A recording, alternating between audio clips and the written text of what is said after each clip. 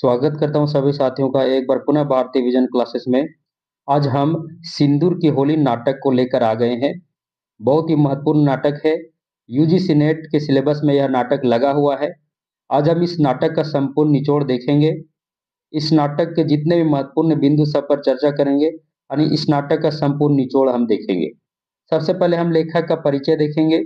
उसके बाद नाटक में जो भी विशेष बिंदु है, जो नाटक से संबंधित जो भी महत्वपूर्ण तथ्य है, उस पर चर्चा करेंगे। उसके बाद नाटक की पात्र योजना को देखेंगे, पात्र परिचय को देखेंगे। उसके बाद संपूर्ण कथा सार को देखेंगे और नाटक में आए जितने भी प्रमुख संवाद है जो परीक्षा परीक्षा में अक्सर पूछे जाते हैं, सभी संवादों पर हम चर्चा करेंगे, सभी संवादों को देखेंगे। तो बहुत ही महत्वपूर्ण होने वाला आज की क्लास। तो जितने भी साथी हैं जो हिंदी विषय से हैं, यूजीसी नेट की तैयारी कर रहे हैं, उसमें आपका सिंदूर की होली जो नाटक जो है लगा हुआ, उस नाटक को आज हम संपूर्ण तरीके से देखेंगे। तो चलिए हम नाटक की शुरुआत करते हैं। एक-एक तथ्यों को देखते हुए चलेंगे, सभी तथ्य महत्वपूर्ण है। सिंदूर की होली का जो प्रकाशन वर्ष है वो कितना है, तो 1934 ईस्वी, याद रखिएगा। सिंदूर की होली जो नाटक है इसका प्रकाशन वर्ष क्या है, तो 1934 ईस्वी है। इसके लेखक कौन है, तो लक्ष्मी नारायण मिश्र जी हैं। याद रखिएगा, लेखक कौन है, तो लक्ष्मी नारायण मिश्र जी हैं। यहाँ से कंफ्यूजन होता है क्योंकि लक्ष्मी नारायण मिश्र और लक्ष्मी नारायण लाल, तो आप सिलेबस में शायद लक्ष्मी नारायण लाल दे दिया है, लेकिन सिंदूर की होली जो है इस नाटक के जो रचयिता हैं वो कौन है, तो लक्ष्मी नारायण मिश्र जी हैं। अब ऐसा होता है कि लक्ष्मी नारायण मिश्र और लक्ष्मी नारायण लाल दोनों ही नाटक के, कह सकते हैं कि अत्यंत दिग्गज हस्ताक्षर हैं, बहुत बड़े नाटककार दोनों हैं। और दोनों के नाम में समानता होने के कारण, क्योंकि अंत में जो है मिश्र और लाल इतना ही थोड़ा सा अंतर है, और इसमें समानता होने के कारण लोग जो है इन दोनों के रचनाओं में भ्रमित हो जाते हैं और अक्सर गलतियां करते हैं। तो आपको समझा दें कि लक्ष्मी नारायण मिश्र और लक्ष्मी नारायण लाल दोनों अलग अलग नाटककार हैं। तो लक्ष्मी नारायण मिश्र जी जो हैं वो स्वतंत्रता पूर्व यानी स्वतंत्रता के पहले के नाटककार हैं, यानी स्वतंत्रता पूर्व के नाटककार हैं, जबकि लक्ष्मी नारायण लाल जो है स्वतंत्रता के बाद के नाटककार। याद रखिएगा, दोनों क्या है, तो अलग अलग युग के नाटककार हैं। लक्ष्मी नारायण मिश्र जो है वो समस्या नाटक के प्रवर्तक हैं, समस्या नाटक के जन्मदाता हैं, समस्या नाटक से जुड़े हुए हैं। जबकि जो लक्ष्मी नारायण लाल है वो स्वतंत्रता के बाद के नाटककार हैं, याद रखिएगा। अब कुछ इनकी जो प्रसिद्ध नाटक है उनको अगर आप समझने का प्रयास कीजिएगा तो आप जान लीजिएगा दोनों में अंतर है। तो देखिए, सिंदूर की होली, सन्यासी, राक्षस का मंदिर, आधी रात, गरुड़ ध्वज, ये सभी जो है वो लक्ष्मी नारायण मिश्र जी के क्या है, तो प्रसिद्ध नाटक हैं। जबकि लक्ष्मी नारायण लाल की जो प्रसिद्ध नाटक हैं वो हैं अंधा कुआं, मादा कैक्टस, मिस्टर अभिमन्यु, कर्फ्यू, एक सत्य हरिचंद्र, ये सभी जो है लक्ष्मी नारायण लाल की जो है प्रसिद्ध नाटक हैं। आज हम आपको पढ़ा रहे सिंदूर की होली जो नाटक है वो किनका है, तो लक्ष्मी नारायण मिश्र जी का है। अब इनका जन्म देख लेते हैं, क्योंकि सबसे पहले हम लेखक का परिचय देखेंगे।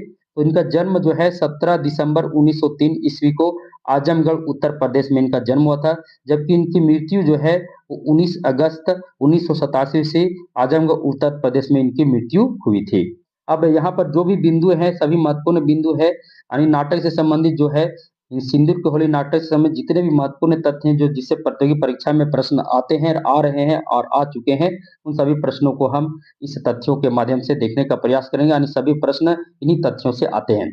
तो सबसे पहले पहला यहाँ तथ्य है, लक्ष्मी नारायण मिश्र जी जो है वो समस्या नाटक के प्रवर्तक है। याद रखिएगा, समस्या नाटक के प्रवर्तक कौन है, तो लक्ष्मी नारायण मिश्र जी हैं, लक्ष्मी नारायण लाल नहीं, लक्ष्मी नारायण मिश्र जी। याद रखिएगा, समस्या नाटक के प्रवर्तक कौन है, तो लक्ष्मी नारायण मिश्र जी।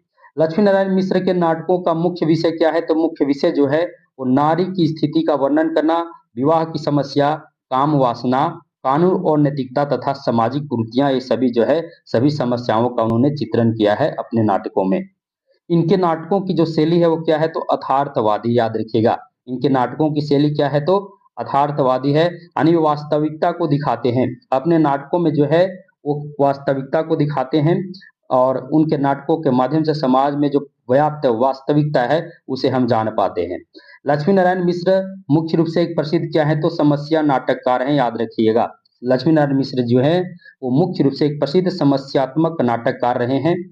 अशोक, अशोक जो है वो लक्ष्मी नारायण मिश्र जी का प्रथम नाटक है, ये भी याद रखिएगा। अशोक जो है वो लक्ष्मी नारायण मिश्र जी का क्या है, तो प्रथम नाटक है। आगे बढ़ते हैं।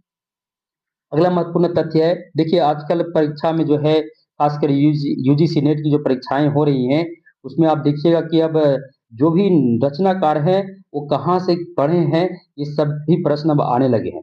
तो लक्ष्मी नारायण मिश्र जी केंद्रीय हिंदू कॉलेज काशी, याद रखिएगा। लक्ष्मी नारायण मिश्र जी जो हैं वो केंद्रीय हिंदू कॉलेज काशी से क्या किए थे, तो बीए किए थे। कब किए थे? 1928 ईस्वी में किए थे, ये भी याद रखिएगा। मिश्र जी एक नाटककार के साथ साथ क्या है, तो एक प्रसिद्ध एकांकीकार भी रहे हैं, ये भी याद रखिएगा। अगला महत्वपूर्ण बिंदु है, मिश्र जी ऐतिहासिक तथा सामाजिक नाटककार लिखे हैं। किस प्रकार के उनके नाटक हैं, तो ऐतिहासिक नाटक हैं और सामाजिक समस्यात्मक नाटक हैं। शत्रुघ्न प्रसाद ने, देखिए शत्रुघ्न प्रसाद ने मिश्र जी को क्या कहा है, तो राष्ट्रवादी साहित्य का पुरस्कर्ता कहा है, याद रखिएगा। मिश्र जी को जो है शत्रुघ्न प्रसाद जी ने मिश्र जी को क्या कहा है, राष्ट्रवादी साहित्य का पुरस्कर्ता कहा है, याद रखिएगा। आगे बढ़ते हैं। अंतर जगत जो है 1925 इनका जो है प्रथम काव्य संग्रह है, क्योंकि इनका अभी हम जो नाटककार हैं उनका हम क्या देख रहे हैं, तो उनका जीवन परिचय को देख रहे हैं, क्योंकि अभी हम पढ़ रहे हैं सिंदूर की होली नाटक को पढ़ेंगे, तो सबसे पहले लेखक का परिचय देख रहे हैं। तो अंतर जगत जो है वो क्या है, तो इनका प्रथम काव्य संग्रह है, याद रखिएगा। आगे बढ़ते हैं। कालजयी, कालजयी इनका क्या है, तो महाकाव्य है। कालजयी जो है वो मिश्र जी का महाकाव्य है, और जो किसके जीवन पर आधारित है, तो कर्ण के जीवन पर आधारित, याद रखिएगा। कालजयी महाकाव्य जो है वो मिश्र जी का जो है महाकाव्य है और कर्ण के जीवन पर आधारित है। आगे बढ़ते हैं। अशोक वन, इसका प्रकाशन वर्ष 1950 है।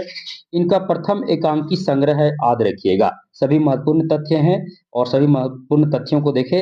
अब हम यहाँ प्रमुख रचनाओं में खासकर नाटक को देखेंगे, क्योंकि देखिए यूजीसी नेट जो सिलेबस आपका है उसमें जो नाटक, विशेष नाटक जो लगा हुआ है, जैसे आपका सिंदूर की होली नाटक है, आपको पढ़ना ही है, तो इस नाटक के जो नाटककार हैं उनसे संबंधित उनकी जितने भी नाटकें हैं, सभी नाटकों को आपको क्या करना है, देख लेना है, क्योंकि जो नाटककार सिलेबस में उनसे संबंधित अधिकतर प्रश्न पूछने की संभावनाएं रहते हैं। तो चलिए, नाटक जितने भी इनके नाटक नाटक हैं सभी नाटकों को हम देखते हैं। पहला नाटक क्या है इनका, तो हम आपको बता ही दिए। अशोक जो है वो मिश्र जी का क्या है, तो पहला नाटक है। क्या है? लक्ष्मी नारायण मिश्र जी का पहला नाटक कौन है, तो अशोक है, याद रखिएगा, जिसका प्रकाशन वर्ष है 1926 ईस्वी। यह नाटक जो है ऐतिहासिक नाटक है, जिसमें कलिंग युद्ध के उपरांत सम्राट अशोक का अहिंसा धर्म का पालन करना चित्रित किया गया है, याद रखिएगा। बहुत ही महत्वपूर्ण नाटक है। इनका दूसरा नाटक है सन्यासी, जिसका प्रकाशन वर्ष है 1929 ईस्वी। इस नाटक में नारी जीवन का प्रेम तथा विवाह की समस्या का वर्णन किया गया है। देखिए इनकी जितने भी नाटकें हैं, सभी नाटकों में आप देखिएगा, सभी नाटकों में समस्या का चित्रण जरूर मिलेगा। अब इसके प्रमुख पात्र कौन कौन से हैं, तो सन्यासी नाटक के प्रमुख पात्र मालती, किरणमयी, विश्वकांत, मोती, प्रोफेसर दीनानाथ, माता प्रसाद क्या है, तो इस नाटक के प्रमुख पात्र हैं। अगला नाटक है राक्षस का मंदिर, जिसका प्रकाशन वर्ष 1931 ईस्वी है। इस नाटक में मानव हृदय में व्याप्त मौन प्रकृति और विवेक के बीच परस्पर द्वंद्व को चित्रित किया गया है। प्रमुख पात्र हैं रामकली, अस्करी, ललिता, रघुनाथ। अगला नाटक है मुक्ति का रहस्य, प्रकाशन वर्ष है 1932 ईस्वी। यह नाटक अनमेल विवाह तथा यौन समस्या पर केंद्रित है। प्रमुख पात्र आशा देवी, उमा शंकर, डॉक्टर त्रिभुवन क्या है, तो इसके प्रमुख पात्र हैं। आगे बढ़ते हैं। इनके और भी बहुत सारे नाटक हैं। राजयोग, जिसका प्रकाशन वर्ष क्या है, इसका प्रकाशन वर्ष जो है 1933 ईस्वी है। इस नाटक में विवाहित शत्रुघ्न का चंपा से विवाहोपरांत वैवाहिक जीवन की समस्या को चित्रित किया गया है। प्रमुख पात्र शत्रुघ्न, शत्रुसूदन है ना, शत्रुसूदन, चंपा और गजराज। आगे बढ़ते हैं। जिस नाटक को हमको भी पढ़ना है वह सिंदूर की होली, जिसका प्रकाशन वर्ष 1934 ईस्वी है। यह नाटक विधवा विवाह तथा सामाजिक रूढ़ियों की समस्या पर आधारित नाटक है, और इसके जो प्रमुख पात्र हैं वो कौन है, तो चंद्रकला, मनोज शंकर, मनोरमा, रजनीकांत। आगे बढ़ते हैं। अगला नाटक है आधी रात, जिसका प्रकाशन वर्ष है 1936 ईस्वी। यह नाटक भारतीय नारी जीवन की विषमता पर केंद्रित है। प्रमुख पात्र मायावती, प्रकाश चंद्र, राघव शरण है। अब इनके अन्य नाटक हैं गरुड़ ध्वज, नारद की वीणा, वत्सराज, दशाश्वमेध, विश्वत्ता की लहरें, चक्रव्यूह, मृत्युंजय, जगत गुरु, धरती का हृदय और गंगा द्वार, ये सभी क्या है तो ये लक्ष्मी नारायण मिश्र जी के अन्य प्रमुख नाटक हैं। अब हम चलते हैं, पहला पॉइंट अब समाप्त हुआ जिसमें हम लेखक परिचय को देखे, लेखक का संपूर्ण परिचय देख लिए, उनसे संबंधित जितने भी तथ्य थे उसको देख लिए। अब हम सेकेंड पॉइंट में चलते हैं, सिंदूर की होली के प्रमुख तथ्यों को हम देखते हैं। अब एक एक करके सभी तथ्य देखेंगे, सभी तथ्य आपकी परीक्षा के लिए महत्वपूर्ण है। पहला तथ्य है, इस नाटक का प्रकाशन वर्ष क्या है तो 1934 ईस्वी है। सभी पॉइंट को आप समझते जाइएगा, परीक्षा की दृष्टि से महत्वपूर्ण है। यह 3 अंकों का नाटक है। कितने अंकों का नाटक है? 3 अंकों का नाटक है, ये महत्वपूर्ण पॉइंट हो गया। सिंदूर की होली मिश्र जी का सर्वश्रेष्ठ सामाजिक समस्या प्रधान नाटक है। इस प्रकार का नाटक है सिंदूर की होली तो सामाजिक समस्या प्रधान नाटक है। इस नाटक में तीनों अंकों का दृश्य स्थल मुरारी लाल का बंगले का बैठक, याद रखिएगा। इस नाटक में 3 अंक आए हैं और तीनों अंकों का जो दृश्य का जो स्थल है वो कौन सा स्थल है तो मुरारी लाल के बंगले का बैठक है, याद रखिएगा, बहुत ही महत्वपूर्ण है। आगे बढ़ते हैं।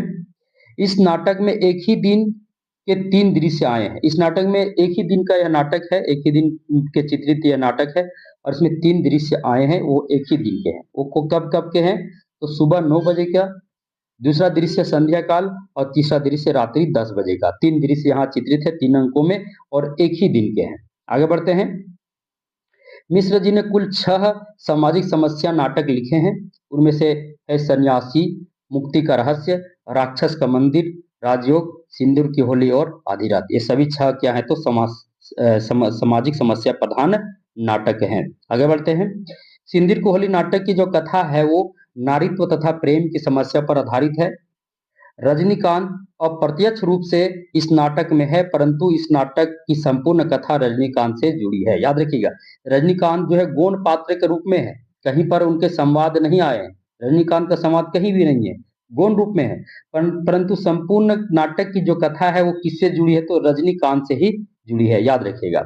इस नाटक में कुल पात्रों की संख्या कितनी है तो 9 है। कितनी है? 9 है। आगे बढ़ते हैं। इस नाटक में चंद्रकला के माध्यम से, इसके माध्यम से तो चंद्रकला के माध्यम से प्रेम और विधव्य की समस्या को मुखरित किया गया है। इस नाटक में यौन भावना को भी चित्रित किया गया या फिर प्रेम प्रसंग को भी चित्रित किया गया, ये भी कह सकते हैं। जैसे मनोशंकर और मनोरमा दोनों एक दूसरे से प्रेम करती है, परंतु मनोरमा विवाह करना नहीं चाहती क्योंकि मनोरमा क्या है, विधवा है, बाल विधवा हो गई, परंतु दोबारा विवाह करना नहीं चाहती है। लेकिन मनोशंकर से वह भी प्रेम करती है, मनोशंकर भी मनोरमा से प्रेम करता है। दूसरा मुरारी लाल मनोरमा से प्रेम करता है। मुरारी लाल के यहाँ मनोरमा रहती है और मुरारी लाल जो है मनोरमा पर क्या है तो आकर्षित है। तीसरा है चंद्रकला का रजनीकांत से प्रेम। तो ये 3 प्रकार से प्रेम भावना को चित्रित किया गया है। आगे बढ़ते हैं। अब इस नाटक के प्रमुख विषय वस्तु है, एक एक विषय वस्तु को समझने का प्रयास करते हैं। तो चंद्रकला के माध्यम से निस्वार्थ आदर्श प्रेम को चित्रित किया गया है। साधन और शक्ति संपन्न वर्ग की मानसिकता को भी इसमें चित्रित किया गया है। भ्रष्टाचारी कानून व्यवस्था को भी इसमें चित्रित किया गया है। विधवा समस्या का चित्रण किया गया है। काम संवेग की समस्या का भी चित्रण किया गया है और पट्टेदारी की समस्या का भी चित्रण किया गया, जिसमें पट्टेदारी की समस्या में जिसमें बेचारा रजनीकांत की हत्या कर दी जाती है। अभी दूसरा बिंदु समाप्त हो गया, तीसरा पॉइंट में चलते हैं क्योंकि हम आपको पहले बता देते सभी तथ्यों को हम पॉइंट वाइज देखेंगे। सबसे पहले लेखक परिचय देखें, उसके बाद हम देखें नाटक के महत्वपूर्ण तथ्यों को देखें। अब हम पात्र योजना देखते हैं क्योंकि पात्र परिचय को आप अगर समझ लीजिएगा तो आपको संपूर्ण जो नाटक की कथा आपको दिमाग में थोड़ी थोड़ी जो उसकी कथा आपको दिमाग में आ जाएगी। तो चलिए पात्र योजना में सबसे पहले चलते हैं। मुरारी लाल 40 वर्षीय एक रिश्वतखोर डिप्टी कलेक्टर है। यह एक डिप्टी कलेक्टर है जो क्या है 40 वर्षीय है और रिश्वतखोर है, यानी रिश्वत लेने में बहुत आगे है। चंद्रकला का पिता है, मुरारी लाल जो है चंद्रकला का पिता है। रजनीकांत का हत्यारा राय साहब भगवत सिंह को हत्या से बचाने के लिए कुल 50,000 रुपया रिश्वत लेता है। इस पॉइंट को समझिएगा। रजनीकांत का हत्यारा राय साहब भगवत सिंह है। अब देखिए भगवत सिंह जो है वो रजनीकांत की हत्या नहीं करता, हत्या करवा देता है, लेकिन जो हत्या करवाता है वही हत्यारा कहलाता है, हत्या करवाने वाला। तो यह अपने आदमियों से और इसमें से एक और व्यक्ति हरनंदन सिंह से मिलकर दोनों मिलकर क्या करते हैं तो आदमियों मतलब कुछ आदमियों से रजनीकांत का हत्या करवा देते, लेकिन जो प्रमुख रूप से जो हाथ होता है हत्या करवाने में, वो राय साहब भगवंत सिंह का ही हाथ होता है। तो भगवंत सिंह को हत्या से बचाने के लिए 50,000 रुपया रिश्वत लेता है, क्योंकि डिप्टी कलेक्टर है, इसके चलते। तो परीक्षा में प्रश्न आ सकता है कि भगवत सिंह से रिश्वत कौन लेता है, तो याद रखिएगा मुरारी लाल। इसकी हत्या के से बचाने के लिए, तो रजनीकांत की हत्या से बचने के लिए भगवंत सिंह जो है वह मुरारी लाल को 50,000 रिश्वत देता है, और मुरारी लाल रिश्वत लेता है। आगे बढ़ते हैं। मनोज शंकर के पिता का मित्र है, याद रखिएगा मनोज शंकर के पिता का क्या है, तो मित्र है। कौन है, तो मुरारी लाल। मुरारी लाल जो है वो मनोज शंकर के पिता का मित्र है, परंतु 8,000 रुपये के लिए मनोज शंकर के पिता की हत्या कर देता है, तथा हत्या का यह राज मनोज शंकर से छिपाए रखता है। इस बिंदु को समझिए, इस पॉइंट बहुत ही महत्वपूर्ण है। मनोज शंकर के जो पिता हैं, उनके पिता का मित्र कौन था, तो मुरारी लाल था।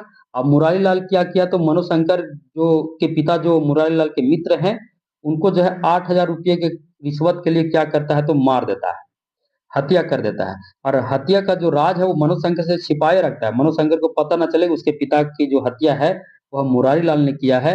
ऐसा यह राज जो है वो मुरारी लाल जो है मनोज शंकर से छिपाए रखता है। मनोज शंकर के पिता की हत्या करने के बाद क्या करता है, तो मनोज शंकर का परवरिश करता है। यानी मनोज शंकर के पिता की हत्या करने के बाद मनोज शंकर का परवरिश कौन करता है, तो खुद कौन करता है, तो खुद मुरारी लाल ही करता है। आगे बढ़ते हैं। यह अपनी एकमात्र संतान पुत्री चंद्रकला का विवाह मनोशंकर से करना चाहता है, परंतु उसकी यह अभिलाषा अपूर्ण रह जाती है। याद रखिए, बहुत ही महत्वपूर्ण तथ्य है।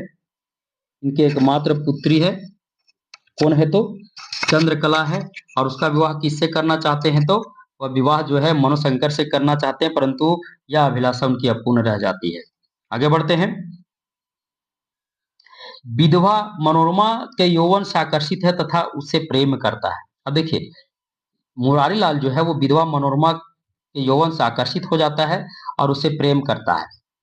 चंद्रकला रजनीकांत और मनोशंकर के पिता का हत्या का मुख्य दोषी पिता को ही मानती है। देखिए, इस पॉइंट को समझिएगा, चंद्रकला उसकी पुत्री है, और वह जो है रजनीकांत और मनोशंकर के पिता की हत्या का जो मुख्य दोषी है वो किसे मानते हैं, अपने पिता मुरारी लाल को ही मानती है। इस पॉइंट को समझिएगा, क्योंकि रजनीकांत की भी हत्या होती है और मनोशंकर के पिता की भी हत्या हो जाती है, और दोनों हत्या का जो मुख्य दोषी है वो कौन है, तो मुरारी लाल है। और यह मानना किसका है, तो चंद्रकला का मानना है। यानी चंद्रकला यह मानती है कि मेरे पिताजी ही इसके मुख्य दोषी हैं, क्योंकि रजनीकांत और मनोशंकर के पिता की हत्या में इनका बहुत बड़ा हाथ है। आगे बढ़ते हैं। पात्र नंबर 2, अब चंद्रकला को देखते हैं, चंद्रकला के विषय में जानते हैं। डिप्टी कलेक्टर मुरारी लाल की 20 वर्षीय पुत्री है, हम आगे भी जान चुके थे। जो डिप्टी कलेक्टर मुरारी लाल है उसकी 20 वर्षीय क्या है, तो पुत्री है चंद्रकला। चंद्रकला किसकी पुत्री है, तो मुरारी लाल की पुत्री है, और उम्र कितना है, तो 20 वर्ष। चंद्रकला एक स्वतंत्र विचारों की भावुक युवती है। चंद्रकला रजनीकांत से प्रेम करती है तथा उसकी मृत्यु के बाद अस्पताल में जाकर अंधेरा का लाभ उठाकर रजनीकांत के हाथों से अपने मांग में सिंदूर लगाकर प्रतीकात्मक रूप से उससे विवाह कर सिंदूर की होली खेलती है, और यहीं से इस नाटक का नाम पड़ा है सिंदूर की होली। याद रखिएगा। आगे बढ़ते हैं। मुरारी लाल का एकमात्र संतान तथा स्वयं को विधवा मानने वाले, यानी जो चंद्रकला है वो मुरारी लाल की एकमात्र संतान है, और चंद्रकला स्वयं को क्या मानती है, विधवा मानती है। याद रखिएगा।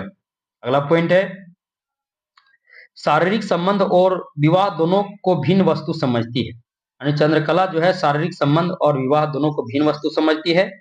अगला पॉइंट, पिता के दुष्कर्मों का प्रायश्चित कर रही है। यानी चंद्रकला को लगता है कि पिताजी जितने भी दुष्कर्म किए हैं, जितने भी पाप किए हैं, उसका प्रायश्चित मैं ही कर रही हूँ, क्योंकि पिता के कारण ही रजनीकांत और जो मनोशंकर के पिता हैं, दोनों की हत्या जो है वो इसके कारण, दोनों की हत्याएं हुई है तो पिता के कारण ही हुई। पिता जो रिश्वत लेते थे, और उनके पापों का जो प्रायश्चित है वो कौन कर रही है, तो वो चंद्रकला कर रही है। आगे बढ़ते हैं। अगला पॉइंट है, अगला जो पात्र है मनोरमा, एक बाल विधवा युवती है जिसका विवाह 8 वर्ष में हुआ था और 10 वर्ष में विधवा हो गई। यानी 10 वर्ष में क्या हो गई, विधवा हो गई। चंद्रकला से 2 वर्ष छोटी है, यानी चंद्रकला से 2 वर्ष छोटी है, तो चंद्रकला 20 वर्ष, तो इसकी जो उम्र है वो कितनी है, तो 18 वर्ष। विधवा विवाह की अपेक्षा वह विधवा रहकर जीना अधिक श्रेयस्कर समझती है, यानी विधवा विवाह की अपेक्षा वो क्या रहकर ज्यादा अच्छा समझती है, तो विधवा रहकर ही जीना अच्छा समझती है। वह मुरारी लाल के यहाँ चंद्रकला को चित्रकला सिखाने के लिए रह रही है। अब देखिए महत्वपूर्ण बिंदु है, जो मनोरमा है वो मुरारी लाल के यहाँ चंद्रकला को चित्रकला सिखाने के लिए रह रही है। वह मुरारी लाल के यहाँ रहकर 4 चित्र बनाती है, जिसमें से उसका अंतिम चित्र रजनीकांत का है, ये भी याद रखिएगा। मनोरमा रजनीकांत के चित्र का नाम क्या देती है, यौवन का द्वार नाम देती है, याद रखिएगा। मनोरमा रजनीकांत के जो चित्र बनाती है उस चित्र का नाम क्या देती है, तो यौवन का द्वार, याद रखिएगा, महत्वपूर्ण तथ्य है। मनोशंकर से प्रेम करती है परंतु विवाह नहीं कर सकती। मनोरमा मनोशंकर से बांसुरी बजाना सीखना चाहती है, भी याद रखिएगा। और मनोरमा जो है एक विवेकशील, त्यागी तथा परिस्थिति अनुरूप जीवन यापन करने वाली एक स्त्री है। आगे बढ़ते हैं। अगला पात्र है मनोज शंकर। मुरारी लाल के मित्र का लड़का है, जो पिता की मृत्यु का रहस्य से अनजान होने के कारण मानसिक द्वंद्वता से ग्रस्त रहता है।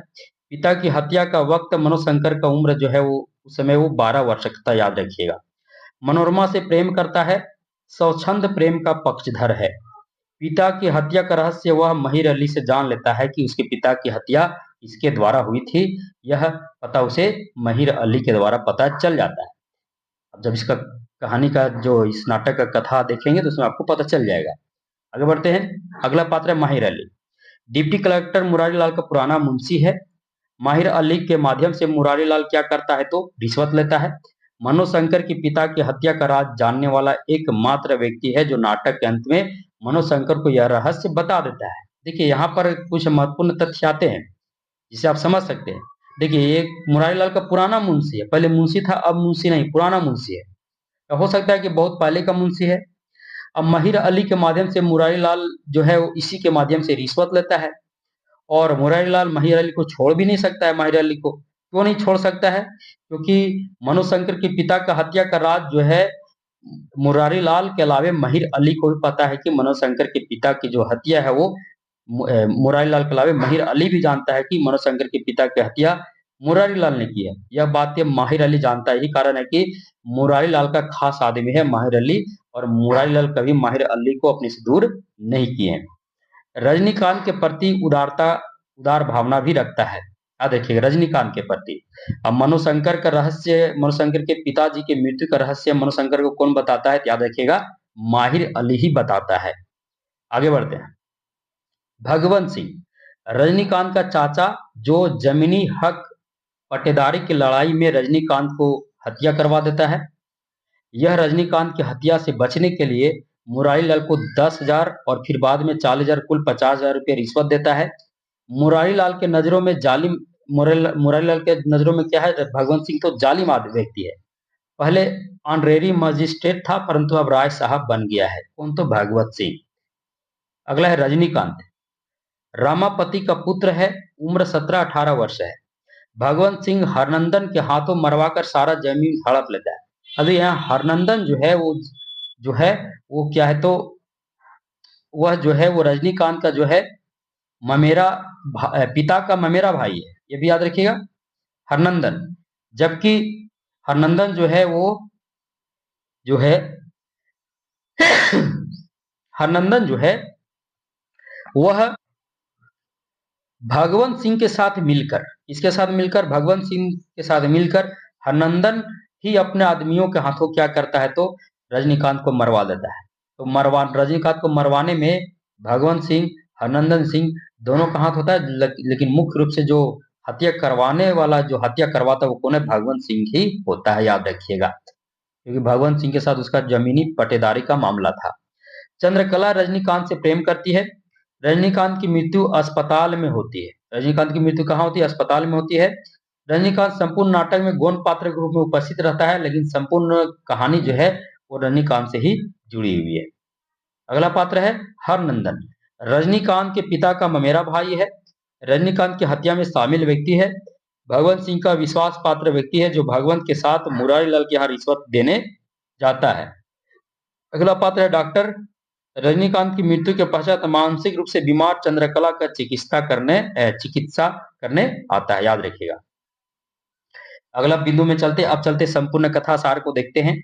सिंदूर की होली लक्ष्मी नारायण मिश्र के नाटकों में सबसे सर्वश्रेष्ठ सामाजिक समस्या प्रधान नाटक है। इस नाटक में आधुनिक भारत का समाज तथा स्त्री पुरुष की समस्याओं का स्पष्ट रूप से चित्रित किया गया है। यह 3 अंकों का नाटक है। इसमें दृश्य की चर्चा नहीं है, परंतु दृश्य का पता चल ही जाता है कहाँ का दृश्य है। अब अंक 1 की जो कथा है वो ये है। कथा की शुरुआत प्रातः 9 बजे डिप्टी कलेक्टर मुरारी लाल के बंगले की बैठक से शुरू होती है। मुरारी लाल अपने मुंशी महिर अली से कहते हैं कि आज मुकदमे ज्यादा हैं, इसलिए मुझे जल्दी जाना है। महिर अली भगवंत के विषय में कहता है कि वह 10,000 रुपये देने के लिए तैयार है। मुंशी जी रिश्वत की बात सुनकर बहुत खुश हो जाते हैं, क्योंकि मनोशंकर का विलायत जाने का खर्चा इससे वसूल हो जाएगा, क्योंकि वो मनोशंकर को बहुत मानते हैं। मुरारी लाल मनोज के पिता की हत्या 8,000 रुपये के लिए कर देता है। देखिए यहाँ पर कुछ बिंदु इसको समझिएगा। मुरारी लाल जो है मनोज के पिता की हत्या जो है 8,000 रुपये के लिए कर देता है, और मनोज को आत्महत्या बताता रहता है। मनोज के पिता की हत्या का यह राज मुरारी लाल के अलावा सिर्फ महिर अली ही जानता है। मनोज के पिता की मृत्यु के बाद मनोज शंकर का लालन पालन, या कह सकते हैं उनका जो रहने का सारा खर्च, उनका जो परवरिश जो है वो मुरारी लाल ही उठा रहा है, ताकि मनोज शंकर को पता न चले कि उसकी पिता की हत्या जो है मुरारी लाल ने किया है। परंतु पिता की मृत्यु के रहस्य से अनजान होने के कारण मानसिक द्वंद्वता से ग्रस्त रहता है। अब देखिए ऐसा है कि पिता की मृत्यु का रहस्य का पता अभी तक मनोज शंकर को पता नहीं चल पाया है कि उनके पिता की मृत्यु हुई थी या फिर हत्या कर दी गई थी। इससे वह अनजान है और इस रहस्य को वह जानना चाहता है, और इसी कारण वह मानसिक रूप से बीमार रहता है। आगे मुरारी लाल अपनी पुत्री चंद्रकला का विवाह मनोज शंकर से करना चाहते हैं, परंतु यह उनकी जो उनकी जो अभिलाषा है वो अपूर्ण ही रह जाती है। मुरारी लाल को महिर अली बताता है कि राय साहब भगवंत सिंह की पटेदारी का झगड़ा है। अब देखिए मुरारी लाल को जो है महिर अली बताता है कि राय साहब भगवंत सिंह का जो है वो किसके साथ, तो रजनीकांत के साथ पटेदारी का झगड़ा है, जिसमें वह उस लड़के को मरवाकर सारा संपत्ति हड़पना चाहते हैं। कौन हड़पना चाहते हैं? तो राय साहब भगवंत सिंह हड़पना चाहते हैं। वही लड़का, कौन लड़का? वही लड़का जो आपसे मिलकर अपनी जान की खतरा बताया था। और ये लड़का कौन है? तो रजनीकांत है। रजनीकांत जो है वो राय साहब वो मुरारी लाल के यहाँ आया था और बताया था कि मेरी जान को खतरा है, और इसी लड़के के विषय में जो है वो माहिर अली मुरारी लाल को बताता है कि जो राय साहब भगवंत सिंह जो है उनका पटेदारी का जो झगड़ा है वह उसी लड़के के साथ है, जो लड़का आपके पास आया था, मिला था और आपको बताया था कि मेरी जान को क्या है? खतरा है। आगे बढ़ते हैं। चंद्रकला मुरारी लाल को मनोशंकर के पत्र को पढ़कर बताती है कि उसकी तबीयत ठीक नहीं है। अब इधर जो है चंद्रकला मुरारी लाल को मनोशंकर के पत्र को पढ़कर बताती है कि मनोशंकर की तबीयत जो है वो ठीक नहीं है। अब क्यों ठीक नहीं है? क्योंकि वो बेचारा मानसिक रूप से बीमार है, अपने पिता की हत्या का रहस्य जानना चाहता है। इधर रजनीकांत के विरुद्ध में भगवंत सिंह और हरनंदन सिंह 500 रुपये महिर अली को और 10,000 रुपये मुरारी लाल को रिश्वत देते हैं। और ये दोनों रिश्वत किसे देते हैं? तो माहिर अली को ही देते हैं। किसे देते हैं? माहिर अली को ही देते हैं। माहिर अली को कुल 10,500 रुपया देते हैं, जिसमें 10,000 रुपया जो है वो मुरारी लाल का रिश्वत होता है, 500 रुपया माहिर अली को भी देते हैं। भगवंत सिंह मुरारी लाल को कहता है कि रजनीकांत के कारण मेरी इज्जत बिगड़ गई है, हली हुकूमत सब बंद है, या तो वह नहीं या तो मैं नहीं, यह भगवंत सिंह कहता है। आगे बढ़ते हैं। मुरारी लाल भगवंत सिंह से उसके साथ कुछ नहीं करने को कहते हैं, वे उसे समझा देंगे, परंतु भगवंत से पता चलता है कि वह भगवंत जो है उसे मारने के लिए आदमी भेज दिए हैं, वह यहाँ मैनेज करने के लिए आया हुआ। देखिए यहाँ पर समझिएगा, मुरारी लाल के यहाँ भगवंत सिंह जो रिश्वत देने आता है, वो रिश्वत देने से पहले अपने आदमियों को जो है वो भेज देता है। किसे मारने के लिए? तो रजनीकांत को मारने के लिए भेज देता है। अब जब मुरारी लाल कहते हैं कि नहीं तुम उसे कुछ मत करना, मैं उसे समझा दूंगा, परंतु मुरारी लाल को पता चलता है क्या कि भगवंत सिंह ने उसे मारने के लिए आदमी भेज दिए हैं और अभी तक वो हो सकता है उसे उसकी हत्या कर दी गई होगी। अब यहाँ सिर्फ वह मैनेज करने के लिए आया हुआ है। मुरारी लाल गुस्सा हो जाते हैं और वह अब 40,000 रुपया और रिश्वत की मांग करते हैं। भगवंत सिंह और मुरारी लाल के बीच वार्तालाप को चंद्रकला सुन लेती है। देखिए चंद्रकला जो है वो भगवत सिंह और मुरारी लाल के बीच जो वार्तालाप होती है, कौन सी वार्तालाप? तो रजनीकांत की हत्या के विषय में जो वार्तालाप होती है चंद्रकला सुन लेती है और उसे भी पता चल जाता है कि रजनीकांत की हत्या हो गई है, उसे मारने के लिए आदमी भेज दिया गया है और मेरे पिताजी जो है उसकी हत्या के बाद वो जो है मैनेज करने के लिए 40,000 रुपये रिश्वत ले रहे, ऐसा उनको पता चल जाता है क्योंकि दोनों की बातें सुन लेती है और अपने पिता और राय साहब के प्रति रोष प्रकट करती है। कौन रोष प्रकट करती है? तो चंद्रकला, जो मुरारी लाल की क्या है, पुत्री है। इधर मनोरमा द्वारा निर्मित रजनीकांत का चित्र देखकर चंद्रकला मनोरमा को बताती है कि शायद अब यह इस संसार में नहीं होगा। यह ऐसा क्यों कहती है? क्योंकि उसे पता चल जाता है कि भगवंत सिंह जो है उसे मरवा डाला होगा, इसे उसे पता चल जाता है क्योंकि वो मुरारी लाल यानी अपने पिता और राय साहब भगवंत सिंह दोनों की बातें वो सुन लेती है। मनोरमा इस बात को सुनकर बहुत रजनीकांत के प्रति बहुत दुख प्रकट करती है। मनोरमा रजनीकांत के चित्र को यौवन का द्वार नाम देती है, परंतु चंद्रकला इसे मृत्यु का द्वार कहती है। अब ये यौवन का द्वार नहीं, मृत्यु का द्वार है। चंद्रकला रजनीकांत से प्रेम करती थी, अतः वह भावुकता में रोती हुई मनोरमा से कहती है कि आज मैं विधवा हो गई। आज मैं क्या हो गई? विधवा हो गई। आगे बढ़ते हैं। मनोरमा मुरारी लाल की पुत्री चंद्रकला को चित्रकला सिखाने के लिए उसके यहाँ रह रही थी। यहाँ आकर उन्होंने 4 चित्र बनाए थे। कौन कौन चित्र बनाए थे? तो मनोरमा जो है मुरारी लाल के यहाँ चंद्रकला को चित्रकला सिखाने के लिए आई थी और 4 चित्र बनाई थी। पहला मुरारी लाल का, दूसरा चंद्रकला का, तीसरा मनोज शंकर का, चौथा रजनीकांत का। रजनीकांत का चित्र लेकर मनोरमा अब यहाँ से श्री ऋषिकेश जाना चाहती है। इधर मनोज शंकर परीक्षा दिए बिना ही वापस जो है वो लौट आया है। वो अपने पिता की हत्या से अनजान रहने के कारण अच्छी से पढ़ाई नहीं कर पा रहा था। ठीक है, वो अपने पिता की हत्या से अनजान रहने के कारण अच्छी से पढ़ाई नहीं कर पा रहा था, मानसिक रूप से ग्रस्त था, मानसिक रूप से क्या था, तो मानसिक रोगी बना हुआ था और यही कारण था कि मानसिक रूप से बीमार होने का कारण वह अच्छी से पढ़ाई नहीं कर पा रहा था और वो वापस घर लौट आया था। मनोशंकर को पिता की आत्महत्या पर संदेह है। मनोशंकर को पिता की आत्महत्या पर संदेह है क्योंकि कलेक्टर मुरारी लाल से उनको पता चलता है कि मनोशंकर के जो पिता यानी तुम्हारे जो पिता हैं वो आत्महत्या किए थे, परंतु मनोशंकर को पिता की आत्महत्या पर संदेह है कि मेरे पिताजी आत्महत्या नहीं किए होंगे। कलेक्टर मुरारी लाल मनोशंकर पर अपनी वेतन से अधिक खर्च कर रहे हैं। देखिए अब कलेक्टर मुरारी लाल जो है मनोशंकर पर अपनी वेतन से भी अधिक खर्च कर रहे हैं, जिससे मनोशंकर को पिता का हत्या का शंका जो है वो किस पर हो जाता है, तो मुरारी लाल पर ही होता रहता है कि मेरे पिता की हत्या जो है वो मुरारी लाल ने ही किया है, इसलिए यह जो है अपने वेतन से अधिक हम पर खर्च कर रहा है। इतना कौन मानता है? जरूर कहीं दाल में कहीं कुछ काला है। मुरारी लाल के घर पर रजनीकांत घायल अवस्था में लाया जाता है, जिसे देखकर चंद्रकला रुमाल से अपना मुंह दबाते हुए भीतर जाकर बहुत रोती है। माहिर अली रजनीकांत के शव को लेकर अस्पताल क्या होता है, तो ले जाता है। अब पहला अंक में जो प्रमुख संवाद आए उस संवादों को देख लेते हैं। रजनीकांत के कारण मेरी इज्जत बिगड़ गई है, हली हुकूमत सब बंद है, अब या तो वह नहीं या तो मैंने। यह भगवंत सिंह का कथन है, मुरारी लाल से कहता है रजनीकांत के विषय में। अगला है, अब के सोचे ना बनेगा मालिक सीता राम हो। यह जो है यह चंद्रकला रजनीकांत के विषय में स्वयं को कहती है।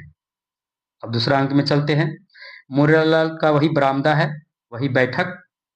अब संध्या का समय है। प्रथम अंक में सुबह 9 बजे का समय था, अब संध्या का समय है। मनोशंकर बांसुरी बजाते हुए निकलते हैं।